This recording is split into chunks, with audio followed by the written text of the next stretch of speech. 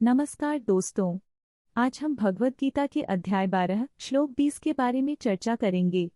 इस वीडियो में हम जानेंगे कि कैसे यह श्लोक हमें भक्ति और ध्यान के महत्व को समझाता है। अगर आपको यह वीडियो पसंद आए तो कृपया लाइक करें और हमारे चैनल को सब्सक्राइब करें। चलिए बिना किसी देरी के इस विषय में गहराई से उतरते हैं। यह सदा भक्तियोगेन युक्त है एकाग्र मनः सदा तस्याहं सुलभ पाठ योगिना हिताम। जो व्यक्ति सदा भक्ति के योग में संलग्न और एकाग्र मन वाला होता है उसके लिए मैं हे पार्थ सुलभ हूँ। भगवद गीता के इस श्लोक में भगवान श्री कृष्ण अर्जुन को समझाते हैं कि जो व्यक्ति सच्चे हृदय से भक्ति करता है और अपने मन को एकाग्र किए रखता है वह भगवान को आसानी से प्राप्त कर सकता है। यहाँ सुलभ का अर्थ है आसान।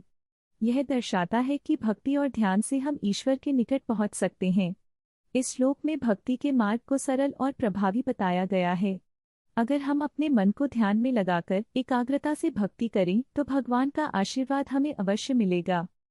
एक समय की बात है, एक छोटे से गांव में एक युवक रामू रहता था। रामू बहुत मेहनती और ईमानदार था, लेकिन उसकी एक समस्या थी। वह हमेशा हर काम में जल्दीबाजी करता था। उसके माता पिता ने उसे कई बार समझाया, लेकिन वह नहीं मानता था। एक दिन गांव में एक साधु आए। उन्होंने कहा, मैं यहाँ ध्यान करने आया हूँ। अगर तुम अपनी समस्याओं का समाधान चाहते हो तो एकाग्रता और भक्ति पर ध्यान दो। रामू ने सोचा, क्या साधु की बातें मेरे लिए मददगार हो सकती हैं, और वह साधु के पास गया। साधु ने कहा, मेरे बेटे, जो व्यक्ति सच्चे हृदय से भक्ति करता है वह हर समस्या को आसानी से सुलझा सकता है। तुम अपने मन को शांत करो और ईश्वर की भक्ति करो। रामू ने साधु की बातों को ध्यान से सुना।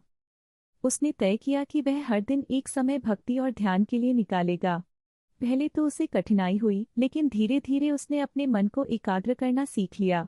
वह ईश्वर की भक्ति में लीन होकर अपने काम को भी ध्यान से करने लगा। कुछ समय बाद गांव में सूखा पड़ गया। सभी लोग चिंतित थे, लेकिन रामू ने कहा, चिंता करने से कुछ नहीं होगा।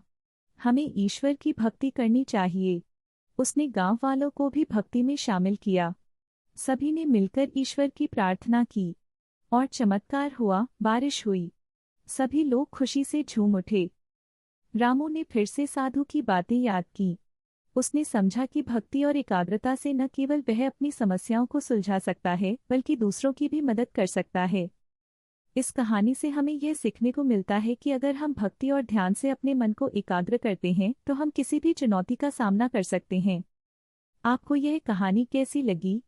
अगर आपको यह पसंद आया तो कृपया लाइक करें और हमारे चैनल को सब्सक्राइब करें।